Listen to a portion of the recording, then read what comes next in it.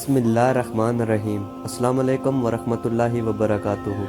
Islamic history YouTube channel میں خوش آمدید۔ حضرت ابوہریرہ رضی اللہ عنہ رسول اللہ صلی اللہ علیہ وآلہ وسلم سے حدیث قدسی میں اللہ تعالیٰ کا یہ ارشاد نقل فرماتے ہیں، جب میں اپنے مومن بندے کو کسی بیماری میں مبتلا کرتا ہوں، پھر وہ اپنی عیادت کرنے والوں سے میری شکایات نہیں کرتا، تو میں اپنی اس قید سے آزاد کر دیتا ہوں، یعنی اس کے گناہ معاف کر دیتا ہوں، پھر اسے اس کے گوشت سے بہتر گوشت دیتا ہوں اور اس کے خون سے بہتر خون دیتا ہوں، یعنی اس کو تندرستی دے دیتا ہوں۔ پھر اب وہ دوبارہ بیماری سے اٹھنے کے بعد نئے سرے سے عمل کرنا شروع کرتا ہے، کیونکہ پچھلے تمام گناہ معاف ہو چکے ہوتے ہیں۔